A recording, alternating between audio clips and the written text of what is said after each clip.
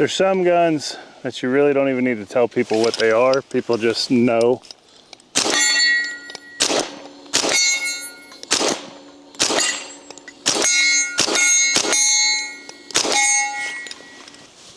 This is one of them.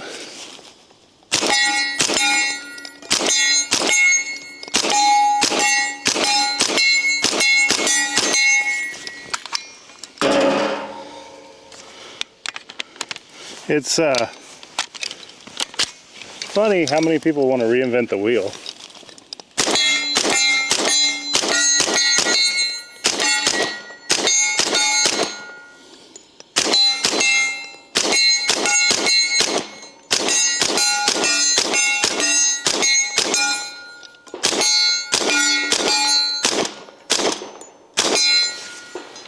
Pistol caliber carbines aren't new.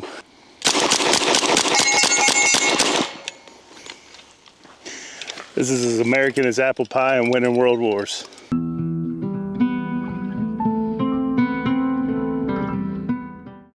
This is the Thompson. This is a semi-auto. This one is the M1 version. And it's also a special edition from Auto-Ordnance. This is the Tanker Commemorative. Let's go talk about it. Get out of the wind a little bit. So I apologize for being bundled up like a South Park character here. It's cold, and I've been doing some landscaping work, hence the bright yellow underneath everything, before I came out here, but here we are. So with the help of Zippo hand warmers, I'm gonna do a video on this here soon when I bring everything to show you how it works. It's pretty cool. And a jacket, and this nifty vest underneath here. This is a heated vest. I've got it off for right now. If it gets much colder, I'll turn it on. There'll be links in the description to those gizmos. This vest is cool. Comes with its own power pack. Turn it on, heats your core, heats your neck. It's great. Don't use it as an outer layer. Use it, you know, maybe put one layer under it and then the vest and then your outer layer. So the Thompson. This one's semi-auto because the government's dumb and the price to get a full auto one is not something I'll likely ever be able to afford. The gun is clear. It's an empty mag and the chamber's empty. It's locked open to the rear. This particular one is the Tanker Commemorative. So we'll start down here at the stock. You have US stamped on both sides of the stock. And then you have this nice army green Cerakote from the factory. Hopefully the camera does a good job picking that up, along with engraved and painted stars. It's to commemorate the Sherman tank. This one came with this sling, which I've put on here, and you have walnut furniture. I believe the 1927 model of the Thompson is the one with the vertical foregrip. This one doesn't have that. That's fine. If it looks like the rifle is cumbersome, it is. It weighs, I think, 11.5 pounds unloaded. So this particular one came with 2 magazines. This is a 30-round stick mag that's in there now, and it is color matched to the gun, except the top where I've been shooting it. And it also came with a black 20-round stick magazine that is not color matched, but still looks cool. For controls, I guess we should go over that. They're pretty straightforward. They're just different than a lot of modern stuff. So to get your mag out, it's too much to hit with this thumb without breaking your grip, but you can come up here, grab the mag, push up on that, your mag drops free. To put it in, it's the reverse. Get that little guide started in that channel, push up, whack it home. With a full mag, you might need to whack it pretty authoritatively. That's your mag release. It does have a safety, which not only can you not really actuate with this grip, you need to move it anyway to get it to do that. Now this little pin to actuate your safety is press fit, and it's actually a little loose. So I'm gonna have to doctor that at some point, but it's there. For sights, you have peep sights, a hole in the rear, non-adjustable on this particular model, and a little blade up front. We're not gonna be stretching its legs today, although I will eventually try to see what I can do from a bench at 100 yards. 16.5-inch barrel, 11.5 pounds, I believe. And then on your butt here, this is one of the most interesting things about these. If you look at the stock shape there, it's It's good for getting in the pocket, but it's just a weird, everything about this is just weird to me compared to modern firearms. Now, I'm not trash talking this rifle. It's just quite a departure from modern guns. Because it's a special edition rifle, let's take a look at what it comes with, the case and things like that, because this does have some goodies with it. So you get a massive hard case with foam cutouts for the rifle and 2 magazines. That 30 rounder there go in here very easily, and it's good to go. A little bit tricky once the sling's on it to get it in there, but it works. It also comes with a kind of vintage magazine pouch. The 20 round magazine sits kind of down far down in here, but the 30 sits up where you could pop these, trying to do it one-handed, and get your magazine out. There we go, and pop your magazine out. Neat little hat tip to vintage, you know, I'm sure this wasn't made in 1942, but US stamp on there, and it kind of encourages you to get some more magazines. Coming over here, we have a cutout in the foam for a drum mag. We'll talk about that here in a bit. I don't have a drum mag, and I don't know that I'll ever actually have a drum mag. Now, like I said, it's a very robust case. It's very big. As you can see, the gun itself takes up a fraction of the foam cutout. You got space up there, you got extra space down there. This is a large case. It does say Thompson Chicago typewriter on it, which is cool. In the world of cardboard gun boxes, this is nice because these guns are not cheap, and having something to protect your investment is cool. I'm going to load some mags while I do this next bit of talking, but inevitably somebody's going to ask, well, you know, what can you use it for? Well, the short answer is you could use it for whatever you want. A almost 12-pound rifle that shoots 45 ACP, you could use this for. Now, I have to be careful how I phrase this next part because it will inevitably upset somebody. I don't think it would be prudent to pick one of these up as a defensive gun. Now, I'm not saying that this gun wouldn't work in that capacity. Obviously, it was good enough for our boys in Europe and the Pacific, I believe. I think it saw more use in Europe, but I could be wrong, in World War II. I'm not saying this gun couldn't be used that way. It's just that a lot of things have changed over time, and if you're going to have a pistol caliber carbine, and 45, I'm not saying there's anything wrong with that. There's arguably more practical options out there than a Thompson. Would it work? You know, if God forbid the door got kicked in tonight and I had the Thompson, do I think that I could fight with it? About as well as with anything else, I'd say, you know. As long as the gun's reliable, of course I think it would work. 45 ACP's been stopping bad people from doing bad things for a long time. There's no reason that it would just magically quit in our present year. I think we have a couple more to go. There are witness holes. I haven't really paid attention. No, that's full. To where those witness holes, what increments they are. This particular rifle comes with these 2 stick mags, a 20 and 30 rounder. They do make drum mags. This rifle is cut to accept the drum mags. I'm probably not going to pick any up though. The issue that I have with them is first and foremost price. It is a $200 to $300 investment for a 50 round drum. It is a $500 to $700, depending on where you get it, investment for the 100 round drum. Rifle's already heavy as all get out. Do they look cool? Absolutely. Would it be fun? Debatable, because like I said, the rifle's already heavy enough. You throw, you know, 50 to 100 round drum magazines on there, that's going to exponentially increase the weight of the setup. If that's your thing, I'm not saying don't do it. For me, and probably not. Now, what I would much more likely do is grab some more 30 round stick magazines. The price difference between the 20 and 30 round sticks is a few dollars, $2 or $3. So I would likely just have a bunch of these 30 rounders and call it good. Now in this video, we're not going to be talking too much about the efficacy of 45 ACP out of a 16.5 inch barrel. And that's purely because I don't have a chronograph with me, so everything that we would be doing would be hypothetical at this point. 45 ACP in its nominal configuration, which is a 230 grain bullet, is normally doing about 900 feet per second, maybe a little bit less, maybe a little bit more, depending on, you know, the manufacturer and whatnot. Barrel length, I don't know.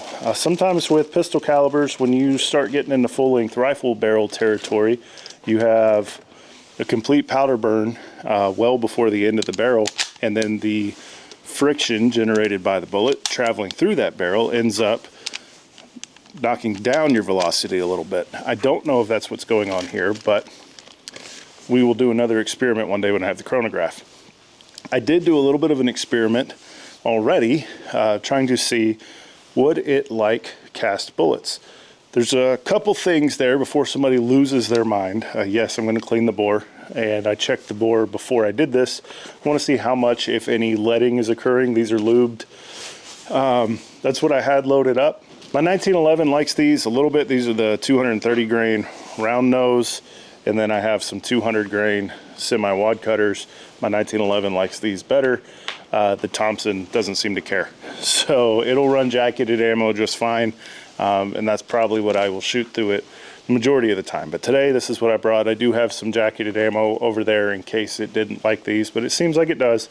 And I'll check the barrel afterwards to see if any fouling out of the norm has occurred using the cast ammunition. So before we go to a tabletop and I go over some of the close-ups and stuff on this, I think it is worth pointing out that this was the original SMG. A couple different historical sources say that this is the first firearm that had the SMG submachine gun description affixed to it. Now obviously the original Thompsons didn't have a 16.5 inch barrel. Again, our government is stupid. In a perfect world, I think it would be neat to cut it down to maybe 12 inch and thread it and suppress it and do millennial things to it, because this isn't a historical issued gun. This is a modern semi-automatic reproduction. But let's go over to the table. We'll go over some of the close-ups on it. So it really is a beautiful gun. The wood is very nice on it. The finish is nice. This one is used, and there's a couple things I noticed. There's a little bit of rust in there, and there's some rust in this pin here. But it's not bad. The star is very cool. On Auto-Ordnance website, they say each one of these particular Tanker Commemoratives is a little a one-off. No two are alike because this is done by hand. You got that nice US stamp there on the stock. Everything appears to be, as far as the furniture, held on with flathead screws.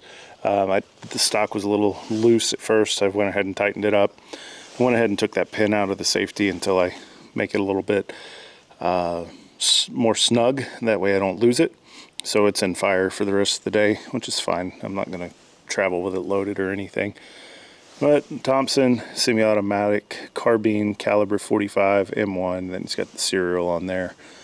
Nice star here. Again, the furniture is very nice. The green is aesthetically pleasing to me. The only thing that really doesn't sit right with me is how long the barrel is. And unfortunately, that damage has been done by our politicians. So, yeah, I'd like to see that repealed. It ruins things. Anything they do in terms of guns ruins things. Butt plate, pretty standard metal. Everything about this gun is old school. It is steel, it's wood, it's heavy, and it shoots the 45 ACP. Now somebody's gonna say, well, Nick, how's the trigger? Well, the trigger is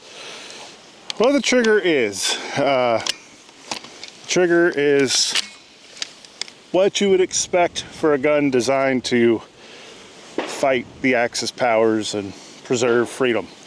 Now, we are safely going to be shooting at the berm, but I have to do something because it's a Thompson. And it just fits here really, really well.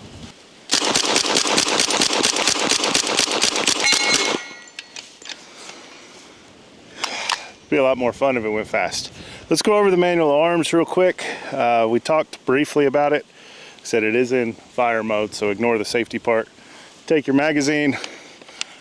I have to push up on the mag release, so I get the mag started, get it slide in, give it a little whack, and then pull the charging handle smartly to the rear and just let it go. Don't ride it home. It does seem to want to choke that way. I'll get a little closer so you can see the trigger pull.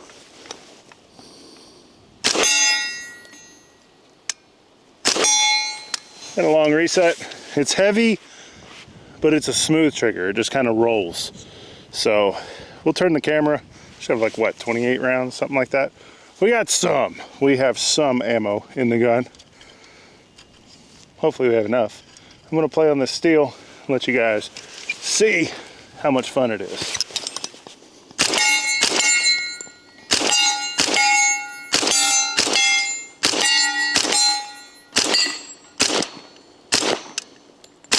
There we go.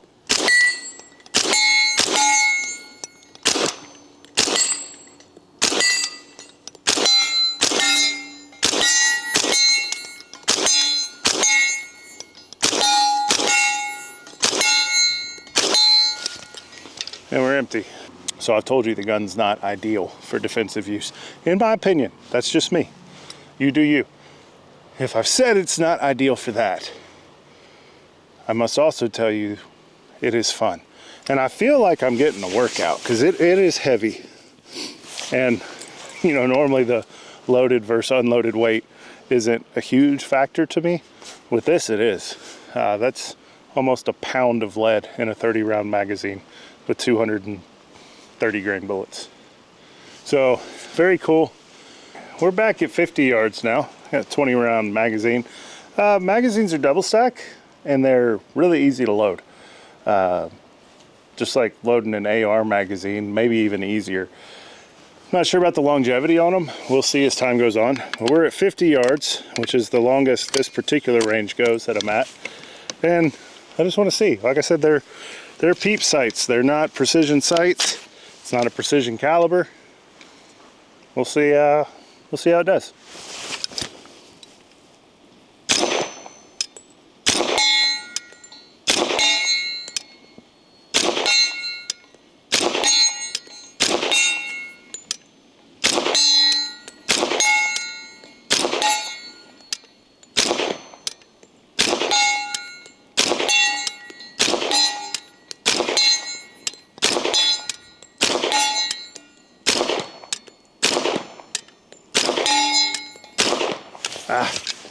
I'll tell you this, if it was fun at 25, it's double the fun at 50.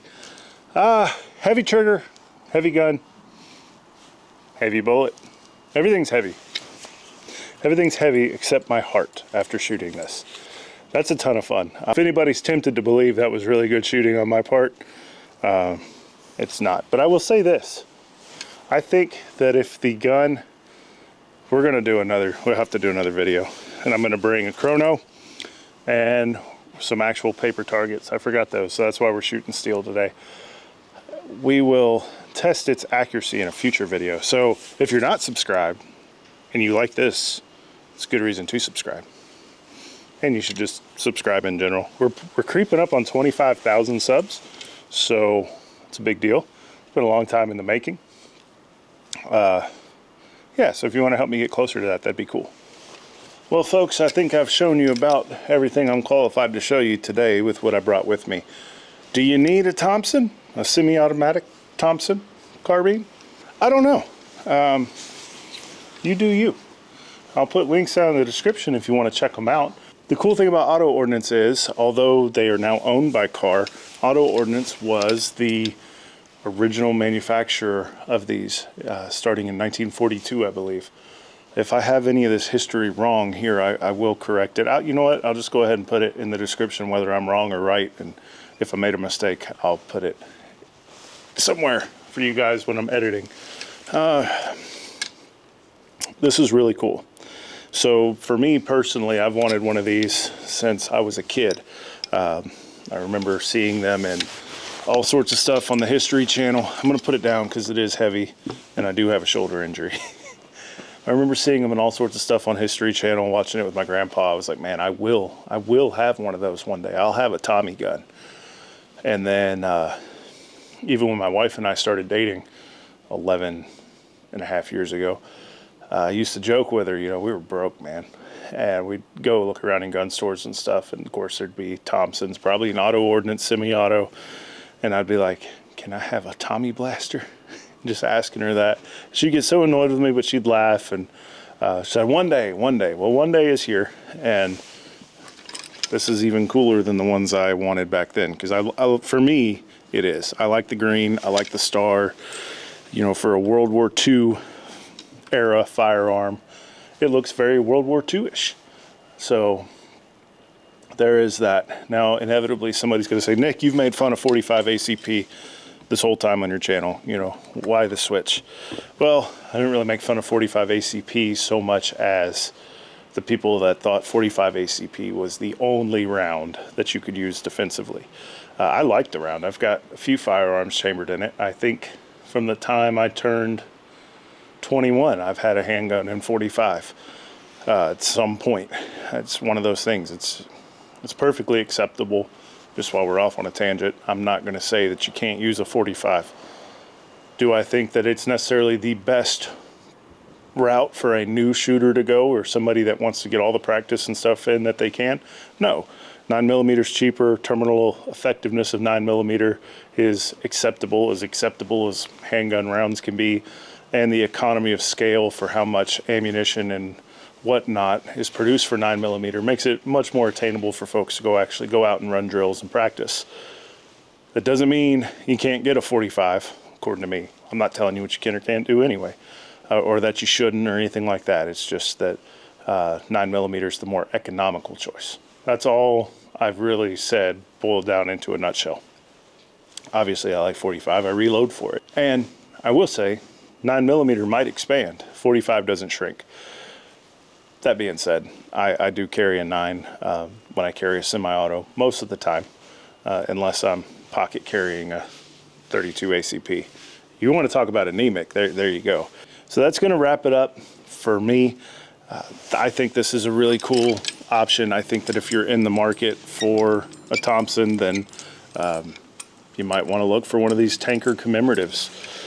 If the finish and the star, and I don't know how many other ones come with the mag pouch or the sling, but if this is appealing to you, this is called the Tanker Commemorative, and it's designed to commemorate the tank crews and the Sherman tank. So there you have it. Before I sign off, I do want to give a special thank you and shout out to our channel sponsor, Epic Water Filters. These guys are based in Boulder, Colorado. They use Nalgene bottles for this. They got countertop dispensers and things like that. This is what I use daily. There's a water filter down at the bottom. He uses a replaceable cartridge. They're not that bad. They last 3 to 4 months. And they have two versions. One does tap water, takes out some of the more harmful stuff you might get from treated water. Or you can be like me and use the Anywhere filter. Any fresh water goes in here. You can use it with a treated water source if you'd like, or you can go scoop water out of a creek and drink with confidence. Not been sick a single time. I've used creeks, rivers, even a pond to fill this up. Hydration's important. It's an Nalgene, virtually indestructible, flip top. You know, it's like drinking out of a straw, so that's a little bit different. It's also less messy. My exposure with Nalgene, normally you screw the lid off and drink. I was worried about getting used to this. This is easy. So absolutely awesome. There'll be links down in the description for them. And I do want to say thank you to my channel members and my Patreon supporters. Channel members get early access to long form videos here on the channel, and patron members get their own written content over there. Sometimes it's gun related, sometimes it's not, but it's there. I appreciate you guys very much. Thank you for all that you do to support the channel. It means the world to me. If you're interested in a one-time donation to support the channel, there is a Cash App, because of course there is. I'm a millennial. In the description, that's me. Never something you have to do, but people ask for it, so it's there if that's something you would like to do. Folks, stay safe. I hope you enjoy this holiday season. Filming this a couple weeks before Christmas. It'll probably air closer to Christmas. Be careful traveling if you're going to see family while you're there. I hope that it is enjoyable. Take tons of pictures and video. Regardless of how many we take, it's never quite enough. My thoughts are with you. If there's an empty setting at the table, I know those first holidays can be hard. And if you're struggling this holiday season, like many of us do not suffer in silence. My email is down in the description if you need to hit me up. I'm available. Get you through it. If you give up now, you give up the chance for things to get better later on. So I've got a couple videos on that I'll link down in the description for mental health. You're not alone. There are people out there that care. I'm available, and we'll get you through it. All right, guys, stay safe. Have a Merry Christmas and Happy Holidays.